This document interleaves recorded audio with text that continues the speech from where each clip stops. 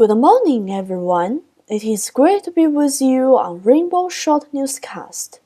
It is an honor to begin this journey with you. Let's begin this morning with an interesting economic phenomenon.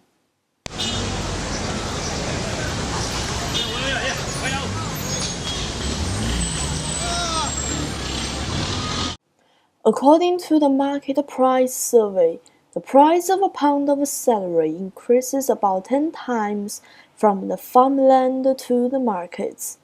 For farmers, they need to invest 0.13 yuan to grow 1 kilogram of celery, and at last, they could only earn 0.02 yuan benefits for 1 kilogram of celery.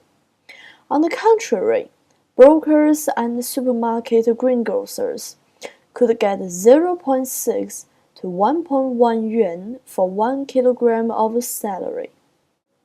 So compared with the farmers' benefits, brokers and supermarket greengrocers get too much profit in the production supply chain.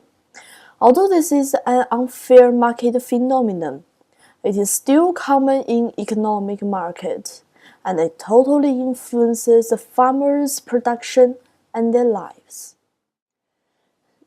So what does a fair market looks like, and how to fairly distribute the benefits in this kind of a market?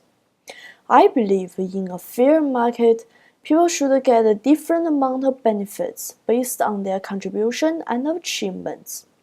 And then all people will be satisfied with what they get, and the market will be more healthy too.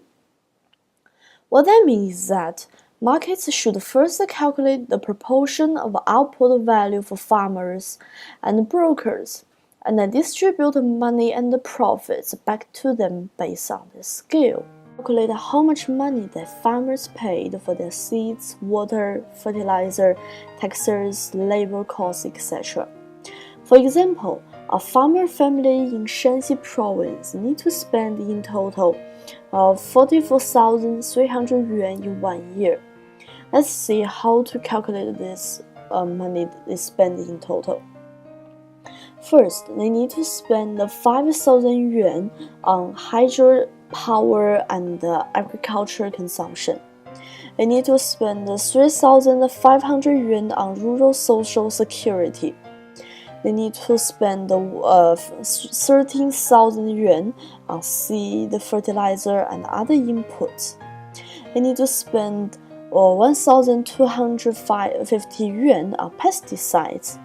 And for the labor, they need to spend 21,300 yuan on this. So, at the end of the year, they could harvest about 15,000 kilograms of corns, and in total they spend 44,350 yuan.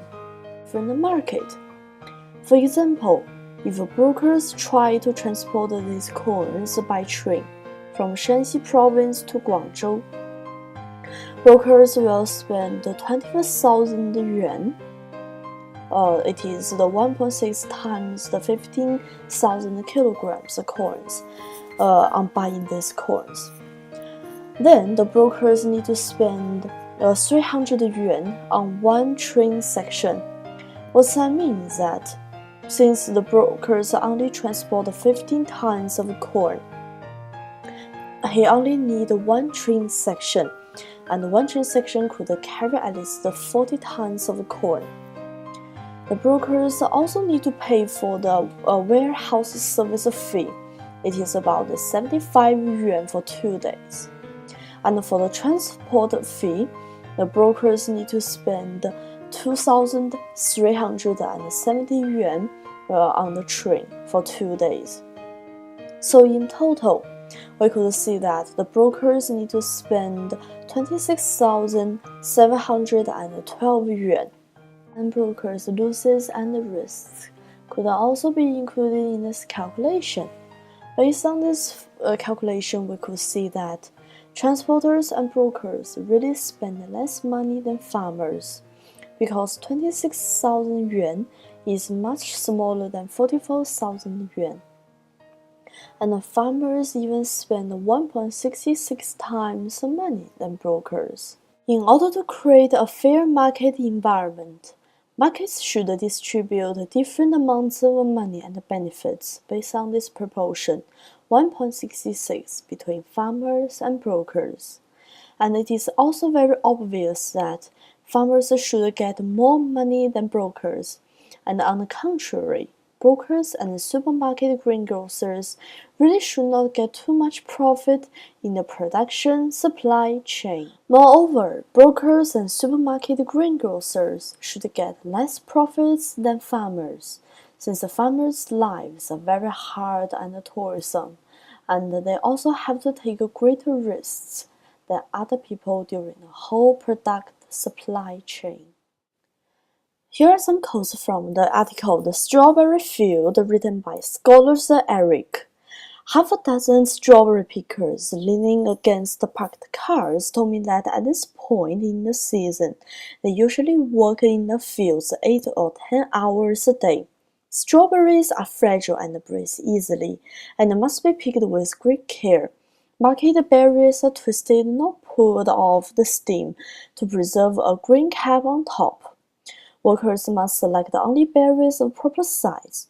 Strawberry plants are 4 or 5 inches high and grow from beds 8 to 12 inches high. You must bend at the waist to pick the fruit, which explains why the job is so difficult. Bending over that way for an hour can cause a stiff back.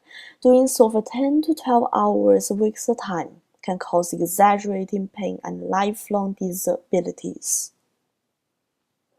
From here, we could see how hard and tough the farmers' lives are.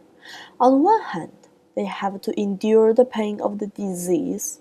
On the other hand, they have a great workload every day, and their working environments are also very tough. Furthermore, farmers have to face several different kinds of risks too. Production or yield risk.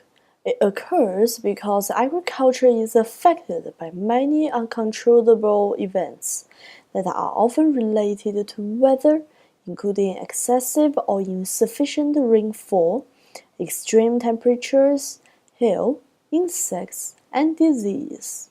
Market risk. It is associated with changes in the price of output or of inputs that may occur after the commitment to production has begun. Institutional risk. It is results from changes in policies and regulations that affect agriculture. Human or personal risks.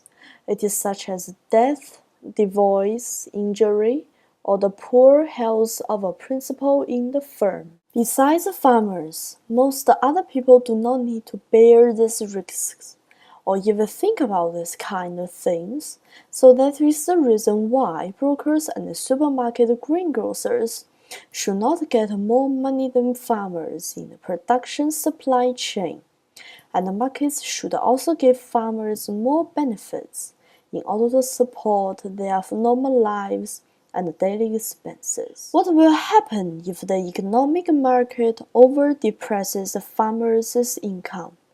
The answer is it will not only let farmers become insolvent, but also bring bad influence on the overall market supply.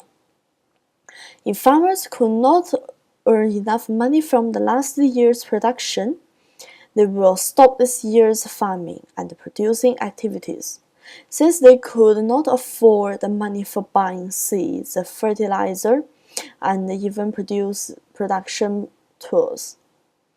They could not pay for other daily expenses or even taxes. Here, I'd like to tell a personal story. My distant relatives are real farmers, and they grow apples in Gansu province every year. These years, they did not get too much profits, only about 6,000 yuan in the last year by growing apples, so they decided to go out and make money and work as workers in nearby big cities. Since no person willing to stay at home and go on producing apples, dozens of acres of apple lands started to become barren. and the apple trees also stop producing apples. If my relatives could get more profits from last year, they might be willing to go on producing apples, but now they give up this activity, and their behaviors really affect the apple's production. What's more, a lot of farmers are facing the same problems as my relatives, so they all decide to go out and work in cities to make money. That is the reason why large amounts of the agricultural lands in China become barren, and in some places there are only some very old farmers, about 60 and 70 years old, go on growing crops and vegetables. This would lead to the reduction of the total food production, and then it will have a huge influence on the economic market and the basic food supply.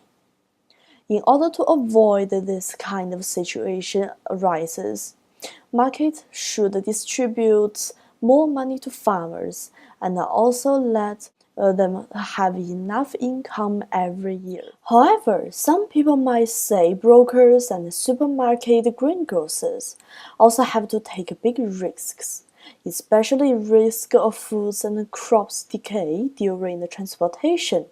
So they need to get lots of profits in production supply chain too.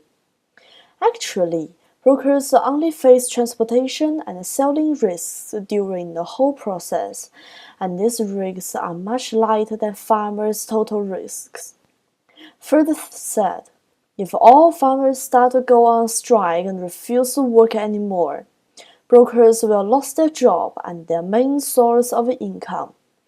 That result will be really bad, even disastrous. In a fair market, farmers really need to get more profits than brokers in the production supply chain, since the unfair distribution of profits will not only strike farmers' lives, but also influence the whole market supply. For government, they need to take some actions too. For example, government could take some measures and enact some economic policies to protect farmers' legitimate rights and interests. Government should also create a fair market environment to benefit producers, transporters, and buyers. Now we are doing the newscast for about 30 minutes. Thank you for being here with us. I'm Rainbow Wu. Of course, hope to see you right back here tomorrow morning. Have a nice day.